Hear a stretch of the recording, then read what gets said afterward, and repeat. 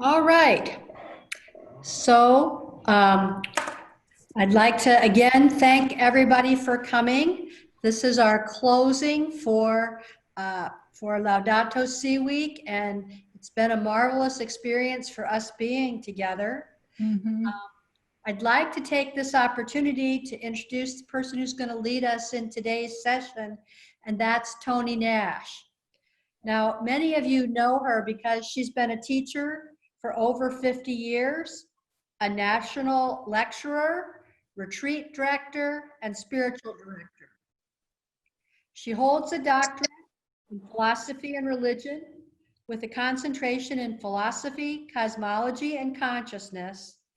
And she co-founded the Sisters of Earth in 1994. So she's been doing this for a long time. One of the things is I will change this to speaker view.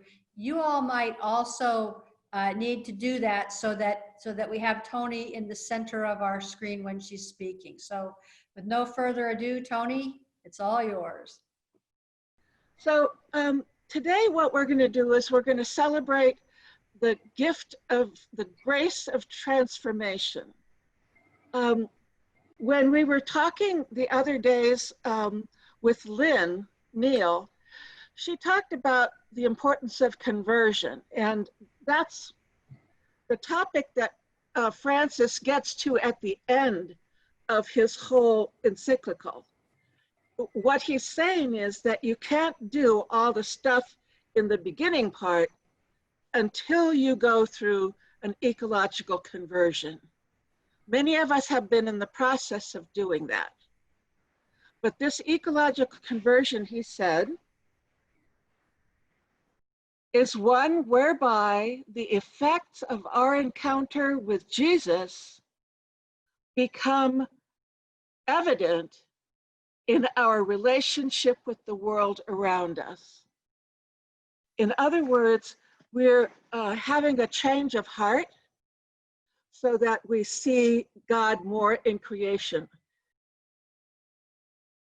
I'll get back to more of that in a minute, okay? So what we're doing is we're following now to the last directive that Pope Francis gave us to undertake this growth in our souls. We're celebrating the grace of transformation.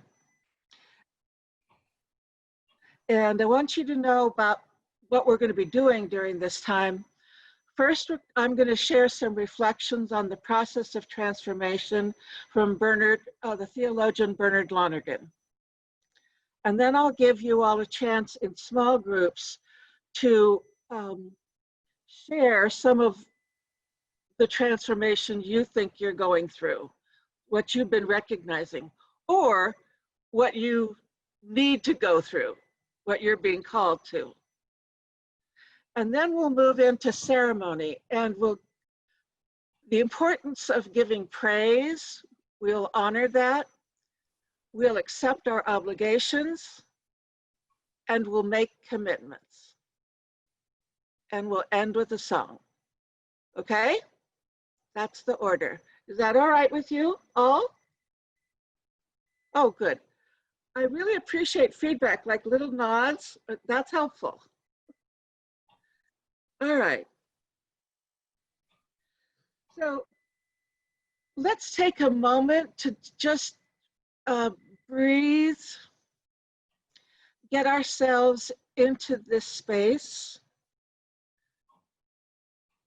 Feel your body resting on the chair or couch, whatever you're on. Feel yourself present in this room.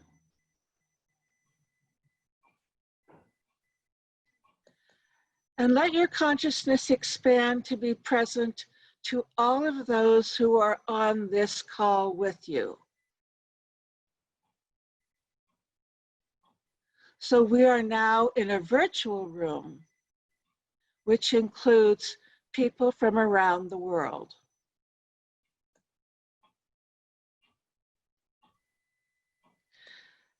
And let's set our intention. that our prayer aid us and all people to undertake an ecological conversion. Our prayer is that we allow ourselves to be affected by what we have learned and are learning so as to be transformed.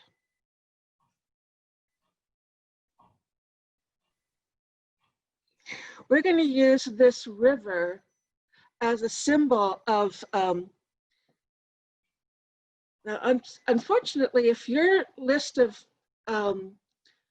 faces is on the top, you're not going to see the end of the river. I'm using this river to remind us that many of the plastics that we use and throw away end up along rivers. They end up in the ocean. They end up in bodies of water. And what we need to do is remember the beauty and clarity of clean water to motivate us. That's one reason we're using water. The second reason is if you move your pictures till they're on the bottom of the page, then you can see that this river goes off into the distance and around a bend. That's what we want to do. We want to go beyond. We want to go beyond our own horizon. Some people call this self-transcendence.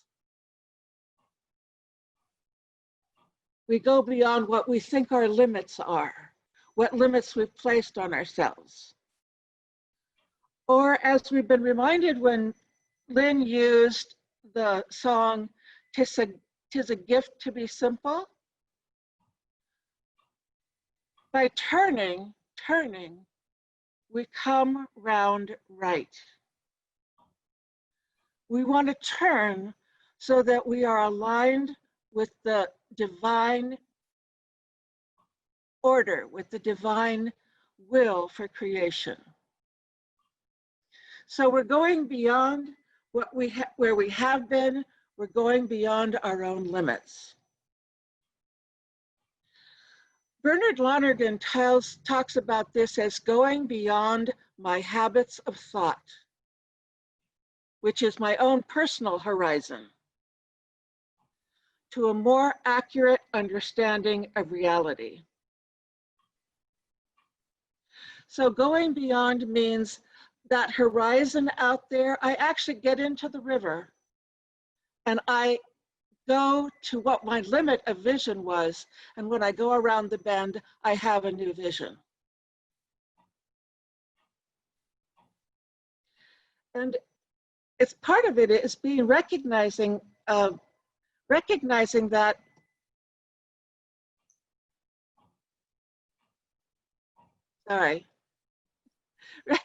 that my vision has been small. So we want to move to understanding creation as the primary revelation.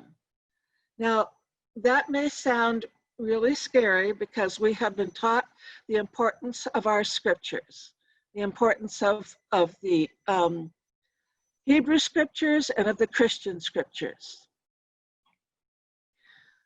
But Thomas Aquinas reminded us that there are two revelations.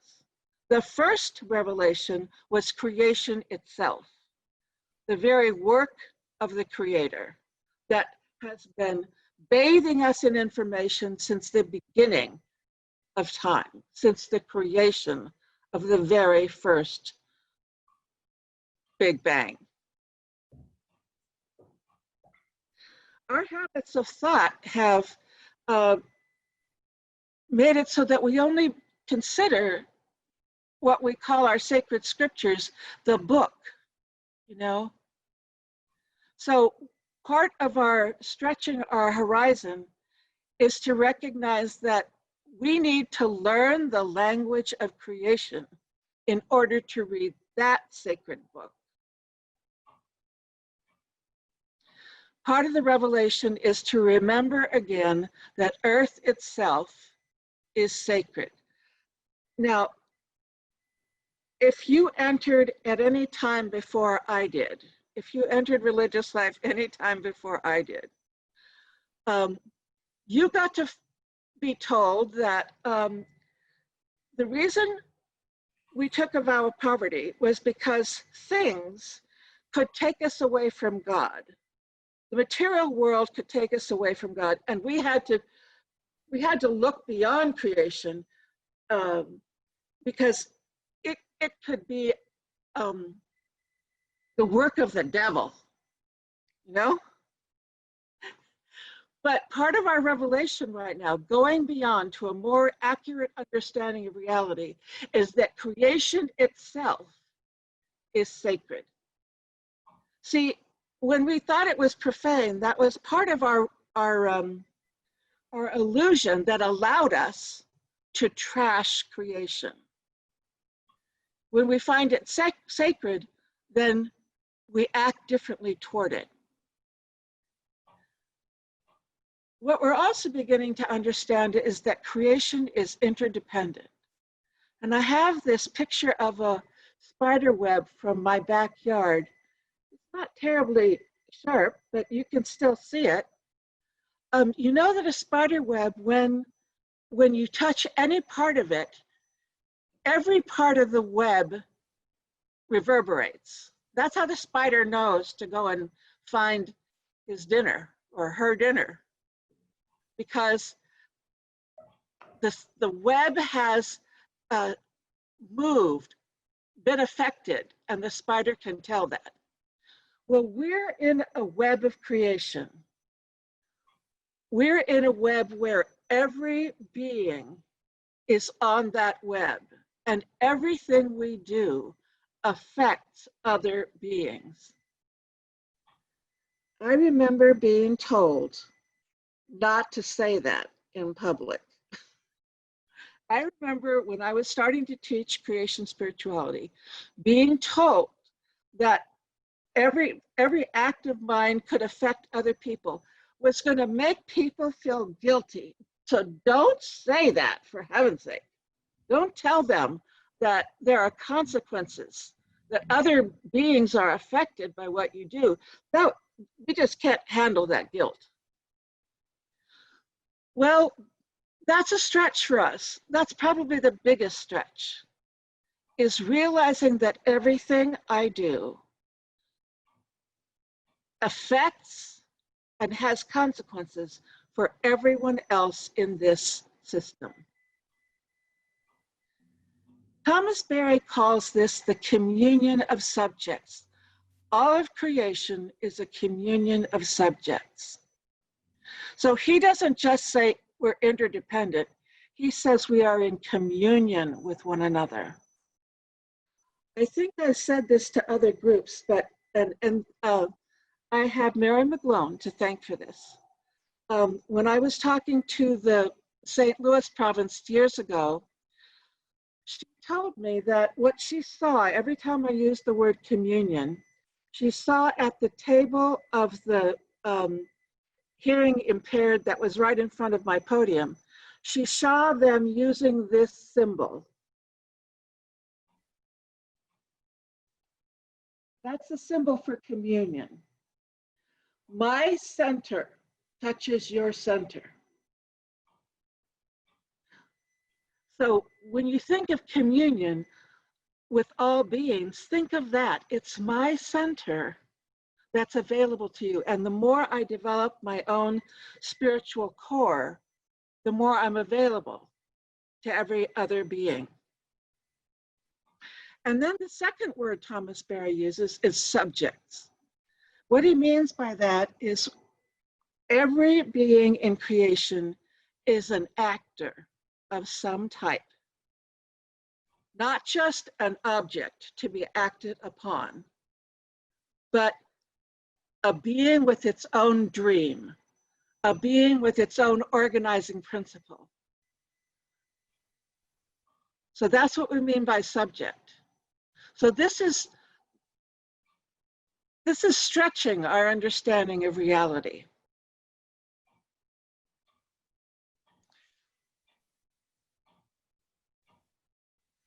Bernard Lonergan also says that we go beyond what we understand as moral behavior to new moral perspectives, and we begin acting on them.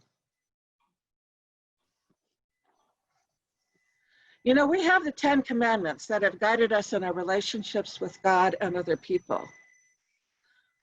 And that's what has allowed us to trash the creation, because, you know, it wasn't included in the directives we got.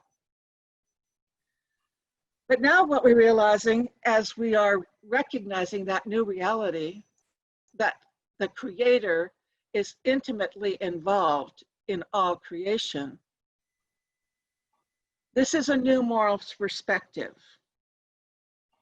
See, it didn't used to be a moral responsibility to recycle your trash.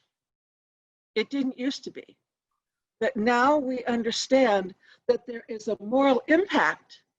If the more plastic I use, the more plastics, things I buy in plastic and use, and the more I throw away, the more it affects the quality of life of some other being on the planet. Whether it's the fish downstream in the Mississippi River that are becoming genetically modified by the pollutants in the water, by the dead zone below, if in the ocean below New Orleans, or by the trash that is washed up on the shores of islanders around the world. So moral behavior now means that we recognize we are responsible for the consequences of all our interactions. And everything we do is going to touch some other being. So please don't feel guilty. Please recognize that as a gift of understanding that God is calling you to a deeper respect for all of those with whom we share this creation. It's quite a motivator. Now I'm going to put my list of pictures back onto the side,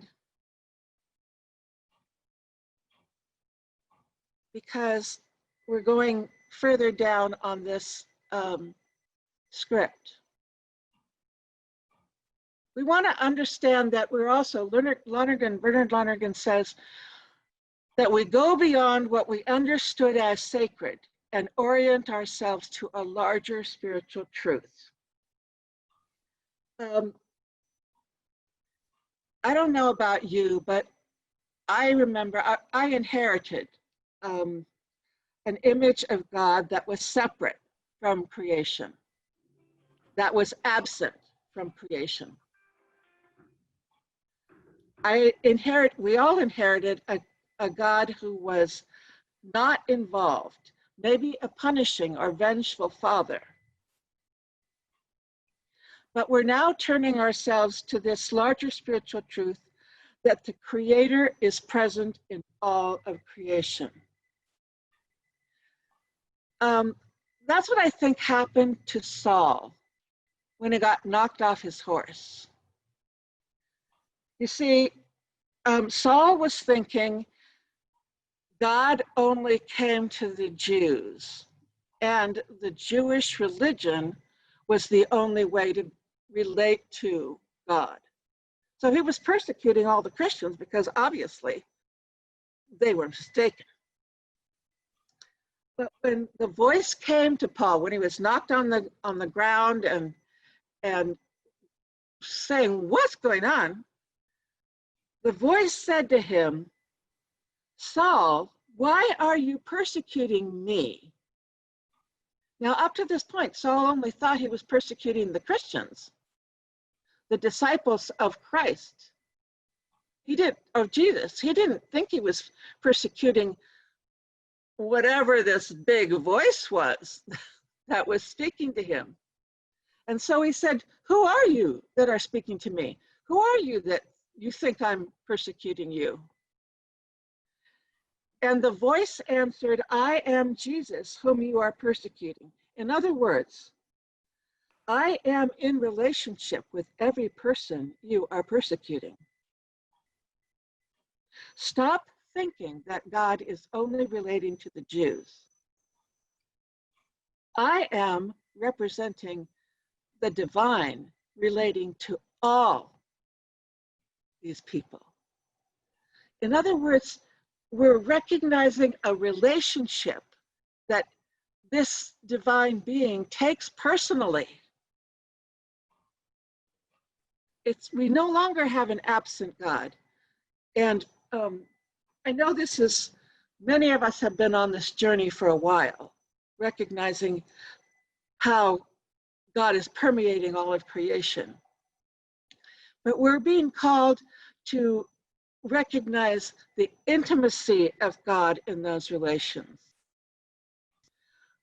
When Brian Swimme talks about creation out of a vacuum, he says, imagine you have a space like this, and it's filled with nothing, absolutely nothing in it. What will happen, and what does happen in this creation, is a being, a little particle comes into being, and immediately another particle comes into being. They discovered this when they were trying to find the smallest building block of creation. What was the smallest particle? What they discovered was you didn't only have one particle, you couldn't have only one particle. It always called into another particle. And when that particle flashes out of being, so does the other one. What they discovered is the basic building block was not a thing. The basic building block is the relationship between those two particles. That's the foundation of creation, is the relationship, that invisible glue. And whenever we are in any interaction with other beings, with other people, with other elements like water, with animals, with plants, the divine is intimate in those relationships. The divine is part of the dynamic itself, part of making possible a pure interaction, pure, responsible appreciation and honoring of each other being. Lonergan then goes on to say that this last one, orienting ourselves to a larger spiritual truth, has to be an action of the heart. We need to fall in love with this larger image of the divine, because that's the only thing that will motivate us to act on new moral perspectives. Now, the only thing that will help us do hard things, you know,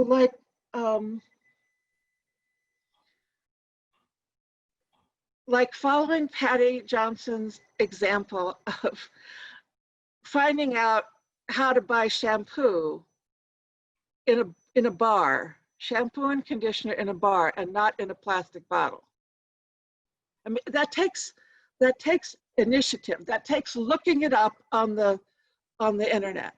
It takes going out of yourself and acting on something that yesterday you didn't think was important.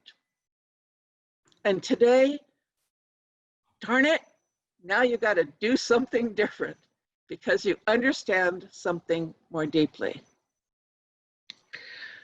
So when Saul was knocked off his horse, what God was saying was, wake up, Paul, wake up, Saul, you got a new name. There is, I am so intimate with creation that every relationship you're in is a relationship with me. So if we're in the process of conversion, we're in the process of orienting ourselves to all of these new spiritual truths, truths about reality, truths about our obligations that are bigger than ourselves, bigger than what we have habits of thought. I hope you understood that. How's that? Did you understand that? Was that okay? Need me to go back over anything? Okay. So I'd like to give us a chance then to reflect on it and talk with each other about where do I think I am actually going beyond? Where am I going beyond? So here are the questions. How am I going beyond what I understood as reality?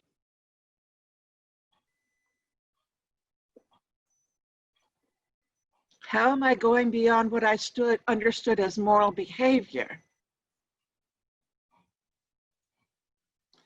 How am I going beyond what I understood as the sacred? With what am I falling in love? Now, I'd like to take a few minutes right now to think about that, and then we'll break into groups. Patty, can you give us 2 minutes of reflection? Sure. Okay.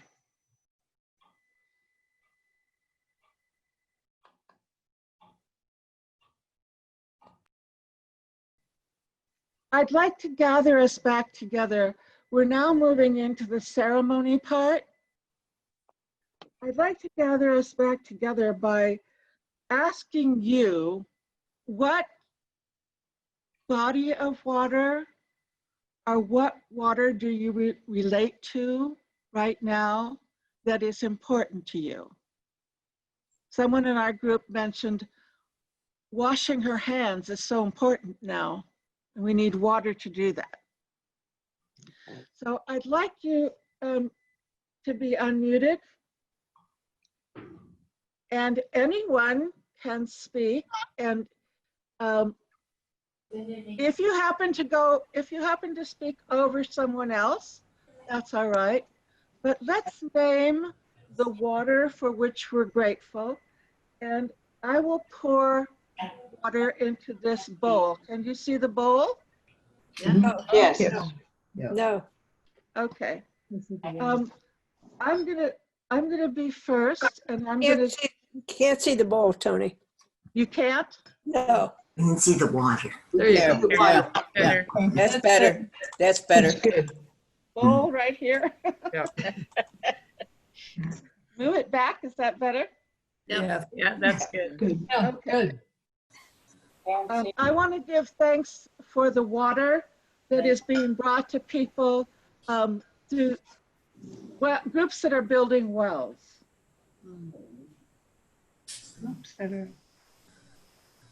I give thanks for rainwater.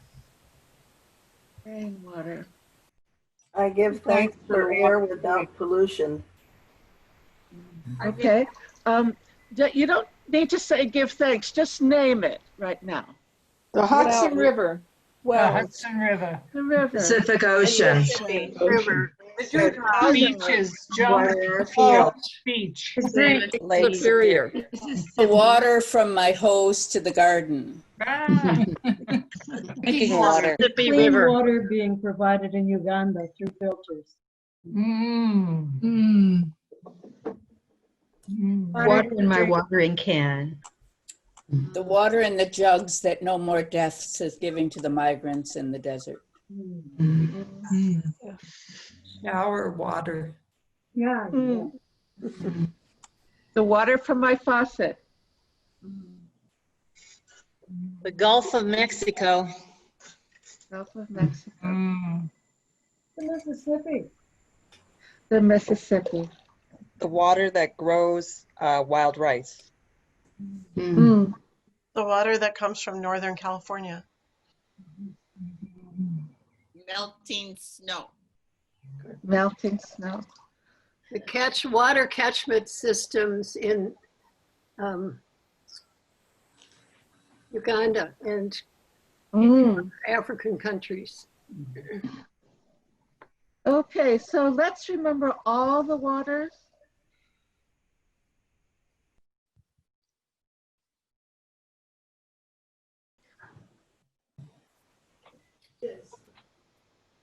Named the bodies of water that are important, that are near us. We have named the waters that remind us and get in touch with the waters of the world. So at this point, it's really important that we give thanks for the grace of the transformation that we're going through. And Pope Francis recommended that we recognize that the world is God's loving gift. Sometimes we call that resources, not resources. God's gift to us. So we need to give thanks to God for these things. We need to give thanks to God for our new insights. Ancient people believed that when we praised the gods, it actually nourished them.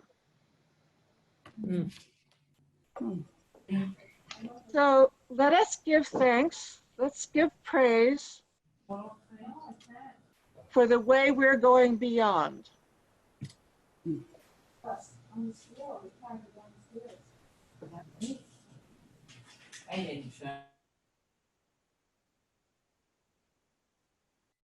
Let's unmute everybody.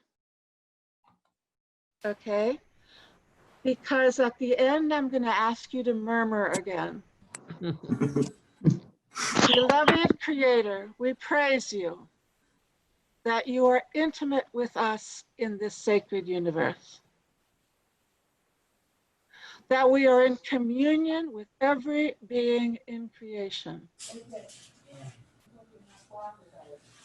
That love of your creation can inspire us to go beyond ourselves. I invite you in a soft voice to add your praises and just all murmur together a murmur of praise. For the beautiful day, Creation, give glory to God. Praise you, Jesus. The air Praise you. Out of my slowing down, understanding. Thank you. the grace Thank of this you, Lord. virus. And then I am Thank you, protected by People Jesus. who the gift. Thank you, Jesus. working for the essential workers. Thank you, Lord.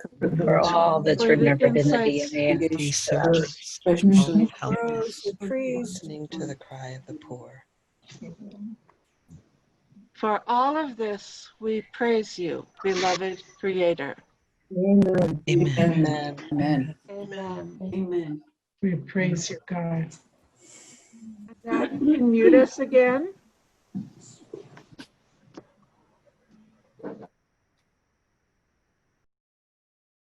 Okay, you're set, Toni. Thank you. And at this point, we also have to recognize that our new insights ask things of us. We have to accept that we have new obligations. So, beloved Creator, I accept that I am accountable for everything I throw away into your sacred creation. I am responsible to live within the limits of a limited earth. I am responsible to drastically change my lifestyle to stop harming others. I am responsible to help clear the land rivers and seas of my waste. Now that you're muted, you can also say, add your own obligations that you are recognizing out loud.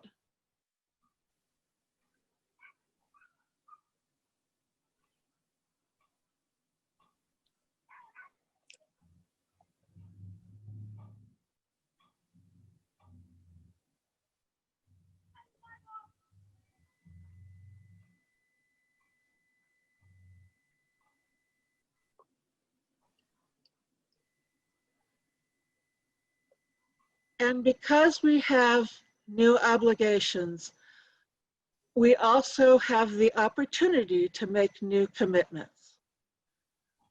We have the obligation to act according to this new order that we're understanding, that everything is in this communion of subjects. So, beloved Creator, I commit myself to align with your sacred order so that my actions only bring good to all those who are affected. I commit myself to restore and maintain the sacredness of all creation.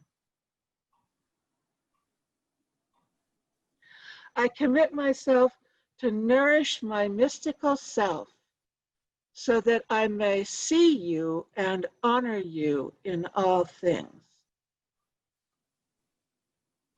and in all my relationships.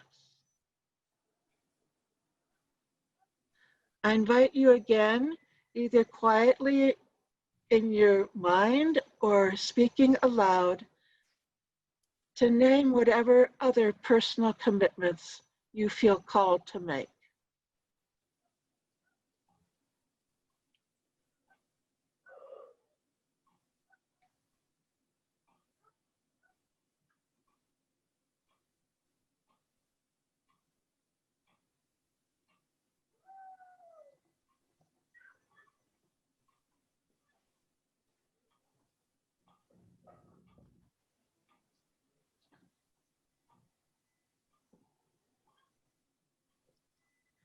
It's time now for our closing prayer and closing song.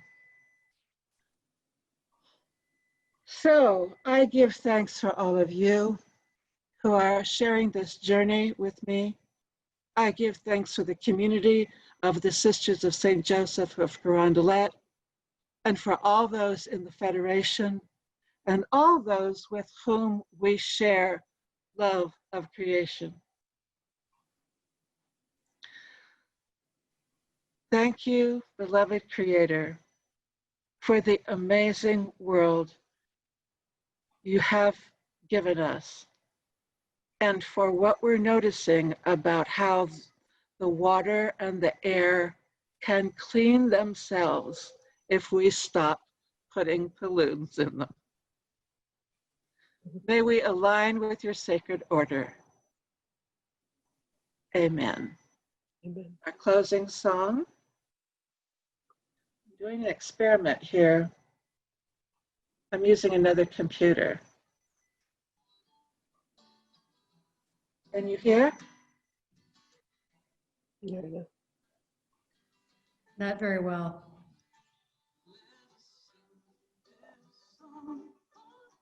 That's better. That we may turn as one, with every voice, with every song, we will move this world along, and the night The echo.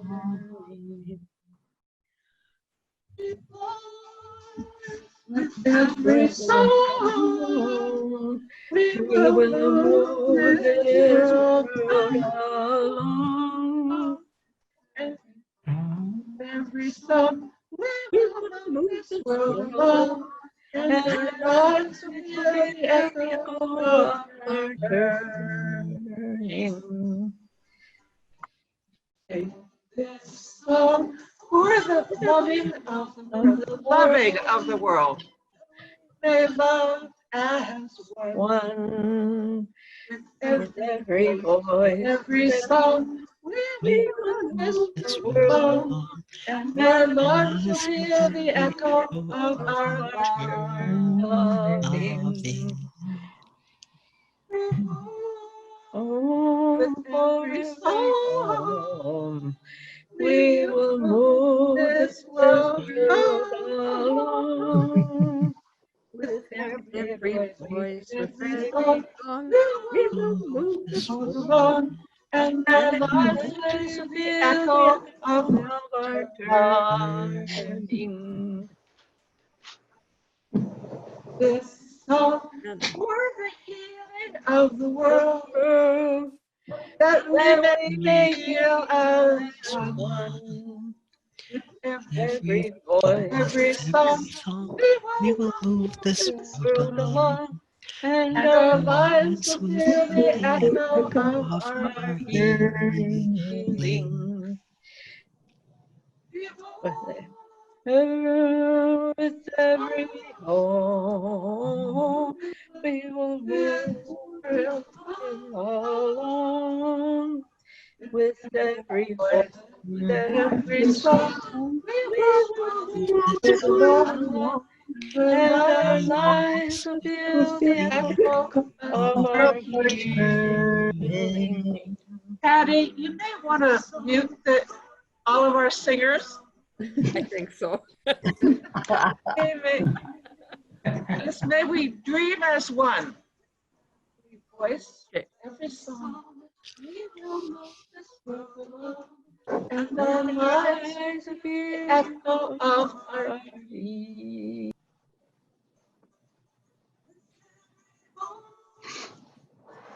Every song, we will move this world along. Every voice, every song, we will move this world along, and our lives will feel the echo of our lives will feel the echo of our love, of our healing. The echo.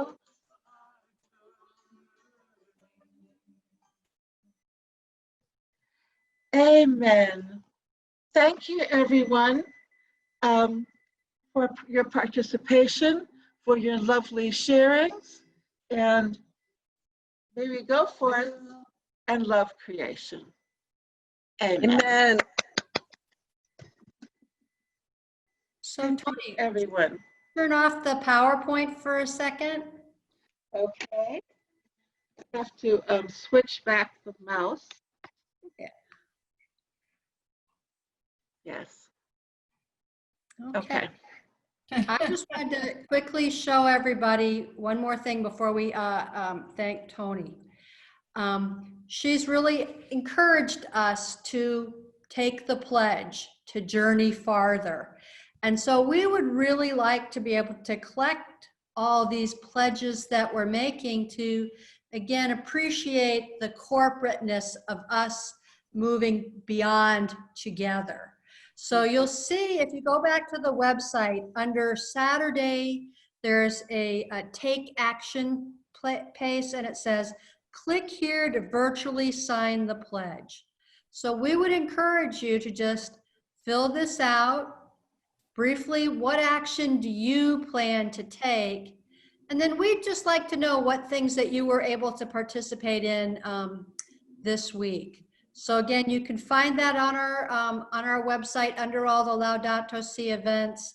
And hopefully we're going to be able to gather everybody's emails who are here and send something out to you also with a personal link on that. But Toni, I really believe that you called us to not just talk, but to really walk this walk. And so I'm very thankful for this time together. And as we close, we maybe just all want to, I can unmute you everybody and we can all say our thanks or applaud. Yes. Thank you, everybody. Yes.